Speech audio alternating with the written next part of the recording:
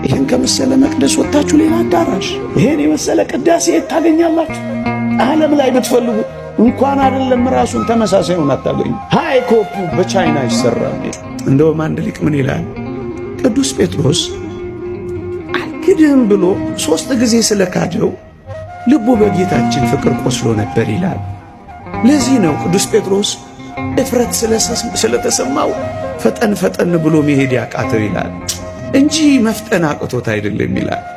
አዎ አንዳንዶች የልብ ሸክም ኖሯቸው ዝም ያሉ ሊኖሩ ይችላሉ እኮ። ዝም ያሉ እንዴ መናገር እየቻሉ ዝም ያሉ። መቃብሩ ጋር ሲደርሱ ግን ምን እንዳደረገ ታውቃላችሁ? ቅዱስ ዮሐንስ ቆመና ቅድሚያው ለቅዱስ ጴጥሮስ ሰጠው። በቃ እኮ ነው። የምን መቀዳደም ነው? የምን መበላለጥ ነው?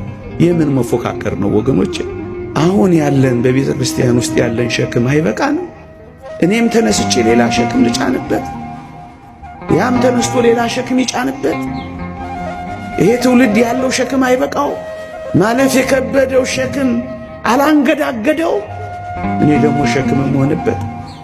የውጭው ማቁሰል አልበቃ ብሎት የውስጥ መቆሳሰል ደግሞ ሰው እንዳናተርፍ ለማድረግ ነው። ፉክክር የለም፣ ውድድር የለም፣ መለካካት የለም፣ አሳያለሁ ማለት የለም፣ መገላለጥ የለም።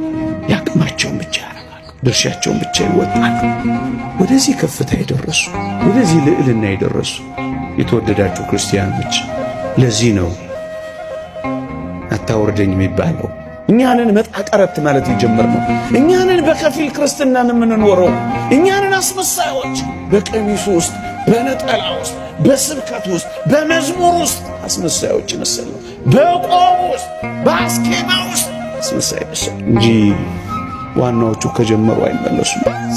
ሙሴን ላስታውሳችሁ ወይስ ቅዱስ ዮሐንስ መጥምቅን ላስታውሳችሁ? ሙሴ ሐመልማል ከነበልባል፣ ሐመልማሉ ነበልባሉ ሳያጠፋው፣ ነበልባሉ ሐመልማሉ ሳያቃጥለው በዚያ በደብረ ሲና ካየ በኋላ ሊቃውንት እንደሚነግሩን ወደ ቤቱ አልተመለሰም ይላል። ወደ ትዳሩ አልተመለሰም። ወዴት? በዛው ቆርቦ የምን ወዲህ ማለት ነው። በዛው መመነን ነው እንጂ መመነን ስላችሁ ስርዓት መያዝም ማለት ደግሞ ቁርባን መመነን ያስከትላል ብላችሁ እንዳትረጉሙብኝ። በዚያው አግብቶ ሌላ መጨመር ምንድነው? በዚያው ሌላ ማምጣት ምንድነው? በዚያው ነው ሄደው አልተመለሰም።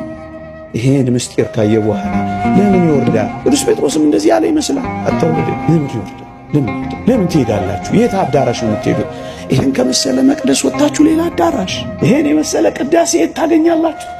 ዓለም ላይ ብትፈልጉ እንኳን አይደለም ራሱን ተመሳሳዩን አታገኙ። ሃይ ኮፒው በቻይና ይሰራል። ከዚህ ጨዋነት፣ ከዚህ ጭምትነት፣ ከዚህ ትህትና፣ ከዚህ ራስን መካድ፣ ከዚህ ዝቅታ የት ትወርዳላችሁ?